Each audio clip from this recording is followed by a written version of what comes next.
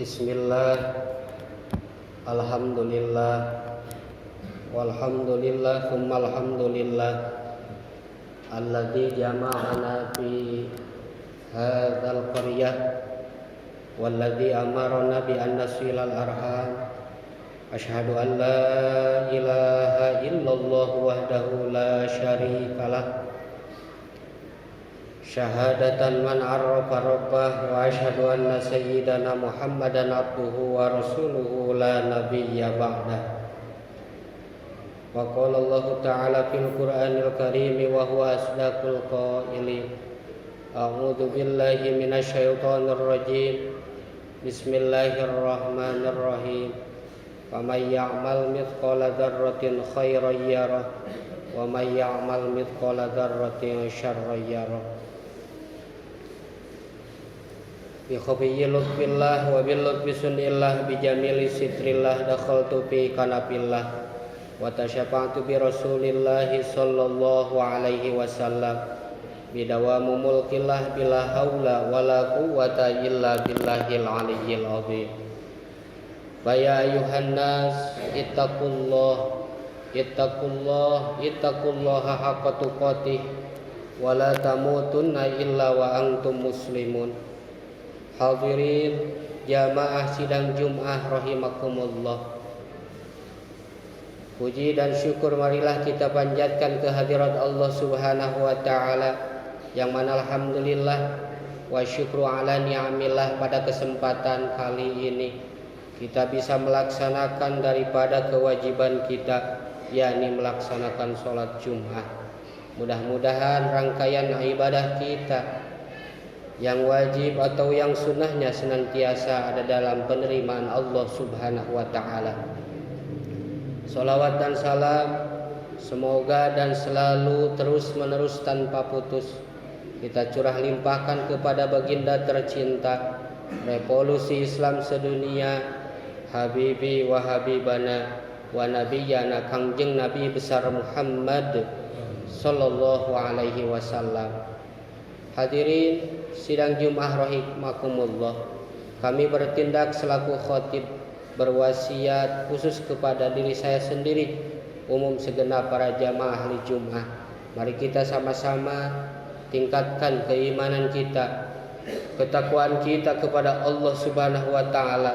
Setelah selesai Idul Fitri, Idul Adha, kita selalu dan terus menerus tanpa putus untuk senantiasa berbakti kepada Allah Subhanahu wa taala. Karena ini adalah wasiat, merupakan salah satu rukun khutbah yang harus disampaikan oleh seorang khatib. Maka oleh sebab itu, mumpung kita masih diberikan kesempatan oleh Allah, mumpung kita masih diberikan panjang umur oleh Allah, yakni untuk senantiasa menjalankan perintahan-perintahan Allah dan menjauhi larangan-larangan Allah Subhanahu wa taala. Hadirin jamaah sidang Jumat rahimakumullah, Allah Subhanahu wa taala berfirman di dalam hadis qudsi. Perlu kita ketahui bahwa hadis qudsi itu adalah firman Allah, dauhan Allah, kalam Allah yang tidak tersurat tetapi tersirat. Sebaliknya dengan Al-Quran sama, kalam Allah, dauhan Allah, firman Allah, tetapi tersurat cuma tidak tersirat. Allah Subhanahu wa taala berfirman di dalam hadis qudsinya, "Idza adnabta dzamban saghiran wala tanzur ila sigharihi walakin unzur ila min adnabtalah." Idza adnabta, di mana-mana kita berbuat dosa, melakukan dosa, dzamban saghiran, dosa yang kecil, dzamban saghiran, dosa yang sepele, walakin unzur ila min adnabtalah. Allah berfirman, jangan melihat dosa kecilnya, jangan melihat dosa sepelenya, walakin unzur ila min adnabtalah. Tetapi kepada siapakah diri kita ini melakukan dosa? Apakah langsung kepada Allah? Apakah melalui pelantara, yakni manusia sesama makhluk Allah Subhanahu wa taala? Hadirin sidang Jumat rahimakumullah, Bahkan Al-Imamul Ghazali berkata, yang namanya dosa itu ada 3 tingkatan, 3 tahapan. Adzunubu fil jumlati salah satu aksamin. Semua dosa itu terbagi 3 bagian, 3 golongan. Yang namanya dosa, semua manusia pasti mempunyai dosa. Apa itu ta'rif atau definisi dosa? Ta'rif atau definisi dosa itu adalah ma yukhalifus syar'a, sesuatu yang tidak sesuai dengan syariat Islam, itu dinamakan dosa.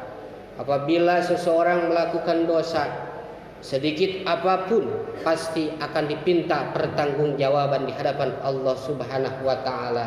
Faman ya'mal mithqala dzarratin khairan yarah wa may ya'mal mithqala dzarratin syarran yarah. Sekecil apapun dosa kita yang pernah lakukan di dunia ini, pasti dipinta pertanggungan ya di hadapan Allah Subhanahu wa taala nanti kelak. Dan sekecil apapun kebaikan kita yang kita perbuat, yang kita lakukan di dunia ini, pasti akan menjadikan buah untuk senantiasa bekal kita di akhirat. Hadirin sidang Jumat rahimakumullah. Dosa itu menurut ulama bahwa dosa itu dari perkawinan antara haram dan maksiat. Haram itu adalah hukum dari Allah Ta'ala. Maksiat itu adalah perbuatan yang dilakukan oleh manusia, yakni oleh kita semua. Ketika haram hukumnya dari Allah, maksiat yang dilakukan, timbullah anaknya, yakni yang namanya dosa. Sekali lagi, dosa sekecil apapun pasti akan dipinta pertanggungjawaban di hadapan Allah Subhanahu wa taala. Maka Imamul Ghazali berkata, apabila kita berbuat dosa, jangan dilihat dosa kecilnya, jangan dilihat dosa sepelenya, tetapi kita berbuat dosa kepada siapa? Apakah kepada Allah langsung, apakah melalui pelantara manusia? Yang pertama, dosa itu terbagi 3 bagian, adalah tarku wajibatillah, yakni meninggalkan kewajiban-kewajiban dari Allah Subhanahu wa taala. Seperti Allah memerintahkan kepada kita, yakni salat 5 waktu, puasa, haji yang sudah mampu, dan zakat. Maka di situ ada kewajiban untuk kita melaksanakannya. Ketika seseorang tidak melaksanakan daripada kewajiban-kewajiban, yakni perintah-perintah Allah Subhanahu wa taala, orang tersebut termasuk daripada tarku wajibatillah, yakni meninggalkan kewajiban-kewajiban dari Allah Subhanahu wa taala.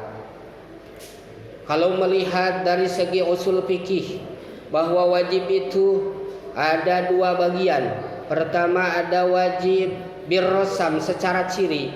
Yang kedua, wajib secara bil hakiki. Bicara tentang wajib secara birrosam adalah ma yusabu ala fa'lihi wa yu'aqabu ala tarkihi.